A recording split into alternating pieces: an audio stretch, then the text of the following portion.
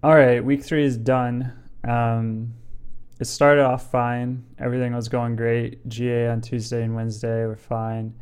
Endurance run, 10 miler on Thursday went well. I actually it was kind of weird. I think I had a hydration issue actually. I don't think I start my runs like as well hydrated as I could be because since I run first thing in the morning, I don't really have an opportunity to sip on water for a while and get hydrated from, you know, having not had any water while I was sleeping. So, uh, I don't think I start off perfectly, but it usually isn't really an issue because I don't sweat a lot. It's usually nice and cool. The sun's not out yet. Um, and my runs aren't long enough for it to really be an issue. But for this 10 miler, I think it did hit me because it was unusually warm.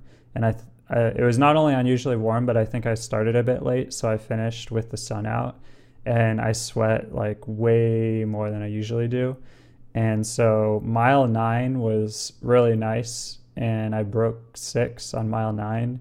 Heart rate wasn't too high. Everything was going great. And then on mile 10, I like had issues, but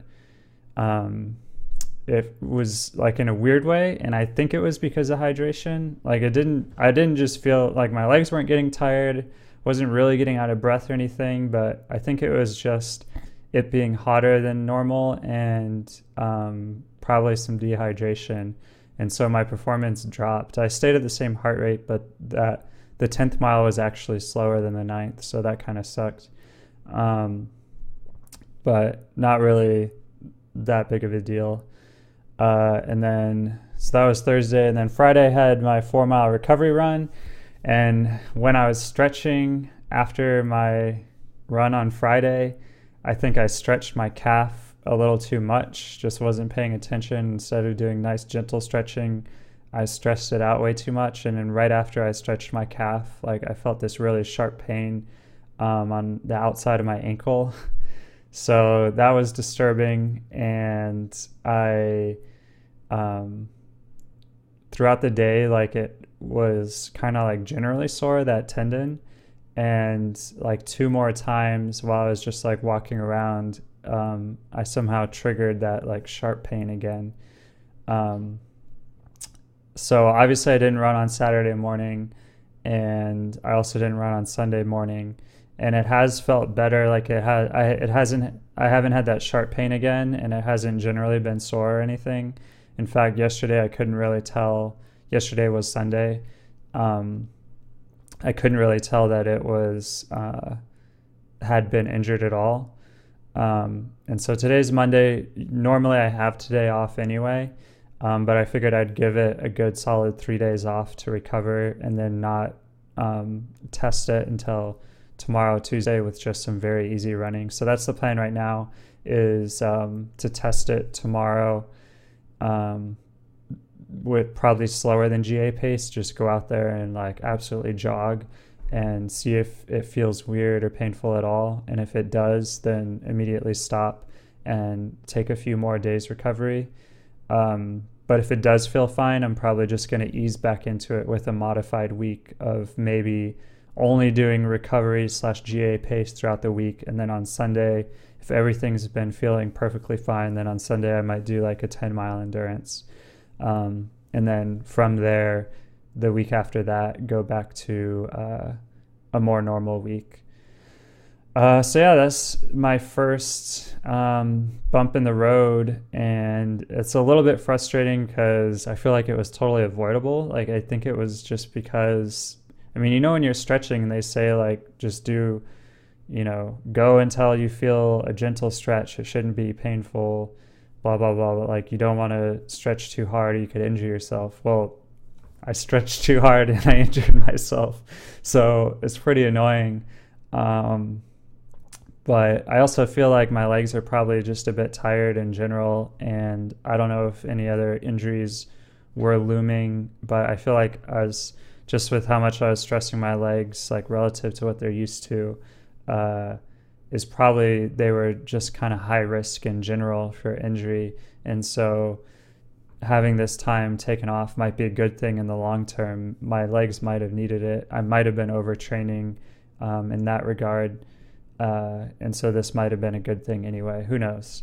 But all I know is that even though I freaked out a lot on Friday, and it's always really frustrating when you get injured because, you know, your progress is halted and you're actually like concerned about losing fitness, not only not gaining fitness from the time you're missing.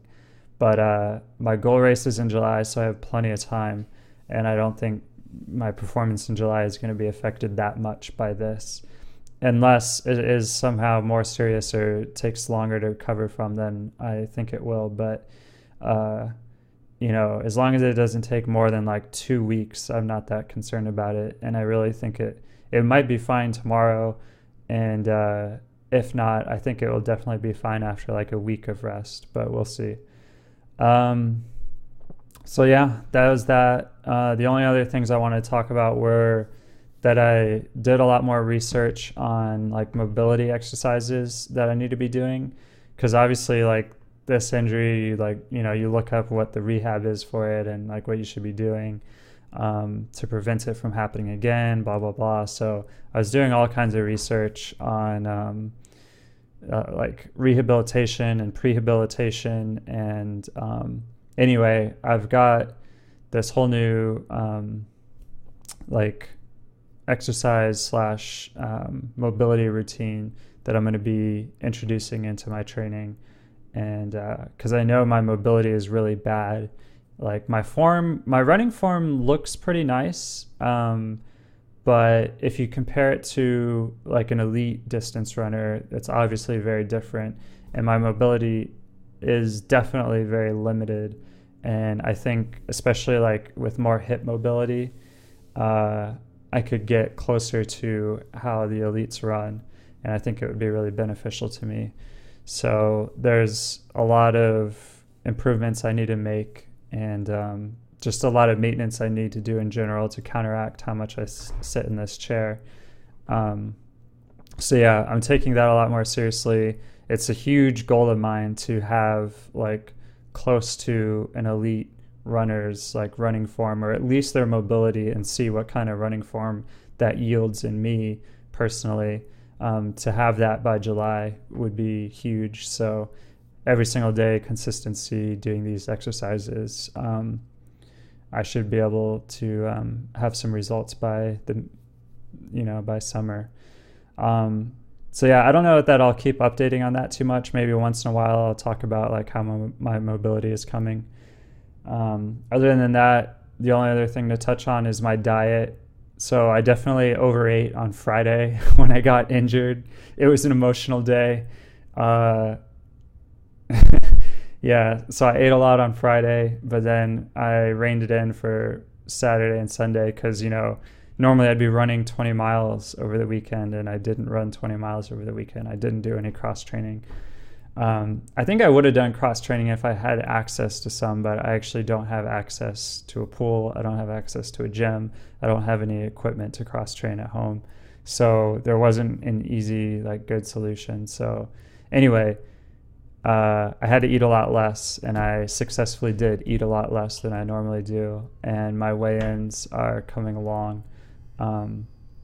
So at the very least, I can say I didn't gain weight, which is a good minimal goal to hit. But yeah, I am still trying to lose weight.